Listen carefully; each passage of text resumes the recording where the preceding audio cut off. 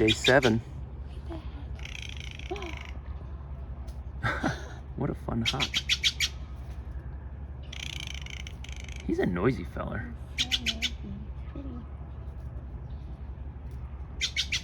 So we just picked up our wilderness permits for going up El Cap and North Dome and Yosemite Falls. We have found the best cell phone service to be here in front of the Exploration Center and Theater with like 200 megabits per second. And we just uploaded all of our YouTube videos from the last couple days. Interesting development. Shall we walk? Interesting development. We picked up our permit, and while we were there, I asked the permit ranger about whether or not we were allowed to camp on the Half Dome Trail. And it's just so bizarre. Like, they just did not have a straight answer.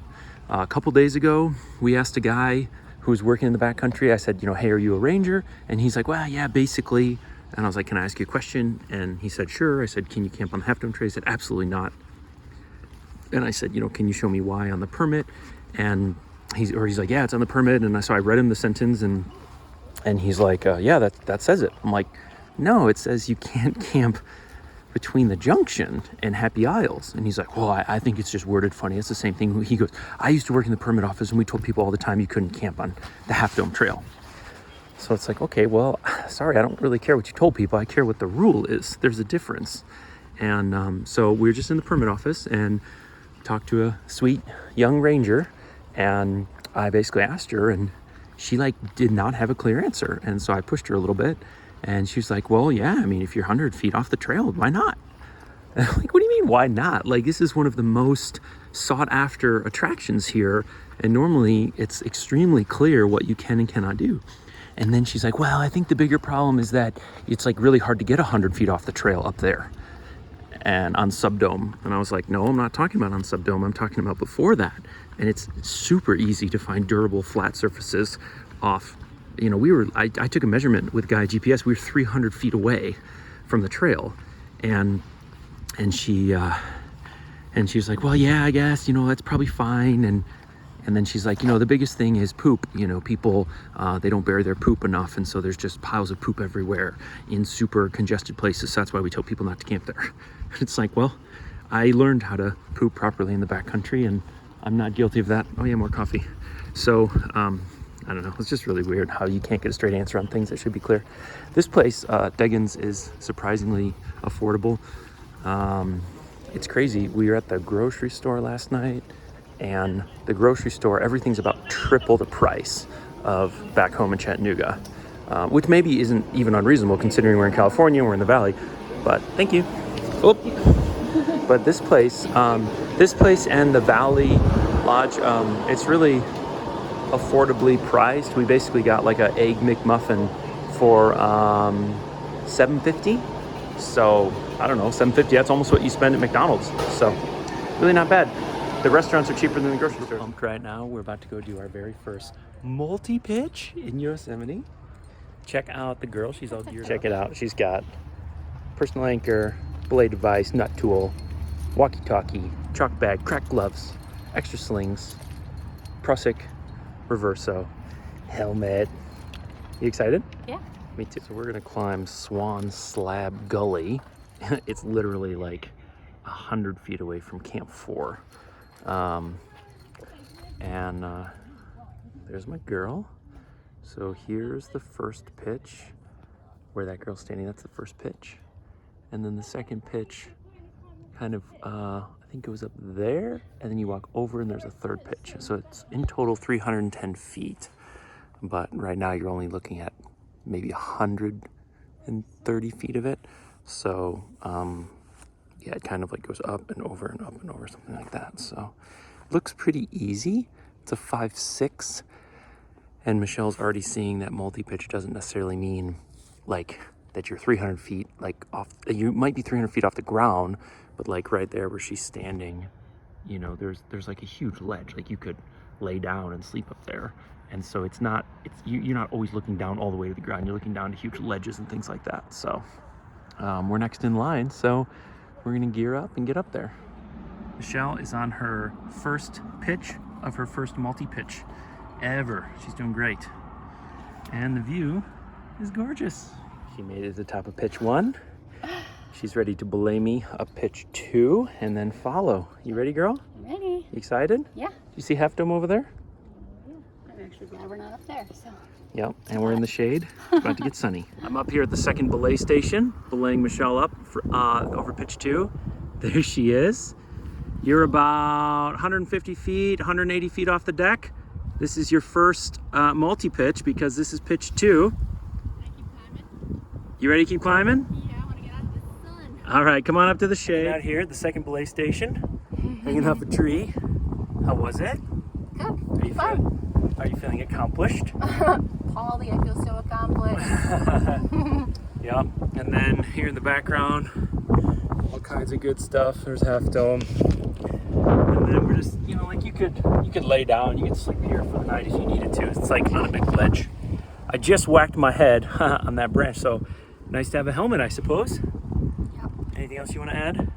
First multi-pitch. Yeah. You just finished pitch 2 of your first multi-pitch, and we have one more pitch to go. Been pretty fun.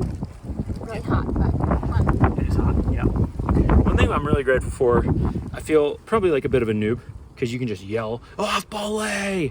But it's really nice to just, you know, hey, Shelly, you're off belay. Just nice and quiet, can understand each other without screaming over the wind. I really appreciate having these. Yeah. You too? Good. Well, we are departing pitch 2, ready to climb pitch 3. I'm about the happiest I've ever been in my life. My cousin Justin bought me a locking carabiner when I was 7 or 8 when we went to the climbing gym. I still have it, and I can't even believe we're here. 200 feet off the deck, something like that. Multi-pitch climbing with my wife, and we're gonna bring our kids back here in May. And this is totally doable with kids, and it's just insane. Like I feel like I won the lottery in about 100 different ways. So yeah, if you're a dad watching this, and I mean, we've been climbing for 1 year. We top roped outdoors for the very first time a year ago, and I had a mentor teach me how to lead sport climb, then lead track climb, and then I paid a guy to take me multi-pitch climbing. So it's not just watching YouTube. I think that's probably not safe. You know, it costs us about $1,000 as a family to get into outdoor climbing, and then probably another $1,500 to do sport and trad. And it could have been less, but anyway, it's just like, can't believe it. Like super emotional. So anyway, so this third pitch is exciting. That's what they call a finger crack, and it's slabby and exposed. Here's the view from the top. That last section was pretty run out. That's about 20 feet. So it would have been a 40-foot fall. There just was no place for gear. There's Camp 4 down there. And there's my beautiful belayer. There she is. She's at the top of pitch 3. The scariest one. Super slabby. Not good handholds. Look at the view. You're amazing. Get me up. You did it. Yay. Scary at the end. Oh my word. My hands were literally like burned on the rocks. It's crazy how hot it was too. High five. Oh my god. It's so good. That was really scary. Yeah, you did really good. You kept your head. I did not look down at all. It was just like, take a deep breath, keep going. You did really, really good. You should be really proud of yourself. You just finished your first 3-pitch multi-pitch. Yeah! Slabs are not. You think they're better than overhangs? No. I don't even know. I'm just scared of all of them. You faced your fears. It's good for you. It's good for the children to see. It's good for the world to see. I dedicate this, what is it, 3-pitch Summit. First multi-pitch to Peter, Rebecca, Polly. I would probably not be doing this without you guys. You've done a fine job overcoming your fear. You should be very, very proud of yourself. And now, enjoy the view. Check it out. That's where she came from. So we came from all the way down there where that broken thing is. It was about 300 feet up. You did a fine job. Tom Smith would be proud. Tom, if you're watching this, you taught me well. Super appreciative. Glad we don't have to like rappel down or something. We have to down climb it now. I'm a pretty big fan of pretty much everything Petzl makes. I recently bought this helmet, And one feature that it has is the buckle has magnets in it to help you get latched quickly. The problem is if you put this in the dirt, there's gonna be a comment below, well, don't put it in the dirt. Then it grabs all of these iron pyrite, is that right? And now it won't even latch. So literally can't latch this until I clean all that out. So I was a little suspicious of that. And Petzl, good on them, they actually have a tech tip on how to remove those magnets in case you don't want them. And obviously not everyone's in the type of terrain where that's an issue, but just like small things up here can cause big problems. So something to think about. Be ready for it. Bravest girl I know, the most adventurous. I don't know. She Becca's waited. pretty up there. Becca's up there. She waited till the camera wasn't rolling to let out a tear. Ha! Hey. No, we're about transparency on this channel and with our children. It's true. There's nothing wrong with crying. Kids, I cried. So relieved to be at the top. Oops, sorry. I almost cried when I took out my first lead fall whipper. So it's an emotional experience. We're not used to this kind of stuff. So, and it's a misnomer to think that there's people who are just afraid of heights and those who aren't. It's something that can be learned and unlearned and trained and untrained. So it's less about natural ability and skill, and it's more about taking small steps towards bravery. And you've taken a big step towards bravery today because you did a multi-pitch in Yosemite. And you climbed 300 vertical feet just now. So we were down there where the cars were when we started. And now we're up here in the clouds. All right, Michelle's first multi-pitch in the books, and one of the world's most beautiful things in the background to look at as a reward. Yes. You did a fantastic job. I'm so proud of you. Thanks, buddy. Let's see, what are we? We are on, what's it called? Swan Slab Gully. And we climbed 300 vertical feet up in 3 pitches. And yeah, basically, if this bush wasn't in the way, right over my shoulder is Yosemite Falls. So it kind of gives you a frame of reference of where we are. And we had an awesome time. Scary time, but awesome time. No falls. Yes. Alrighty. This amazing squirrel, he was sitting like an absolute statue. You cannot even imagine how still he was before he lifted that nut up. Did you see his stance? That was even better. Kind of fun now. We can see kind of where we were. So you start right there where that blue tarp is, and then that's the first belay station. That's the second. If you look right there, there's a woman.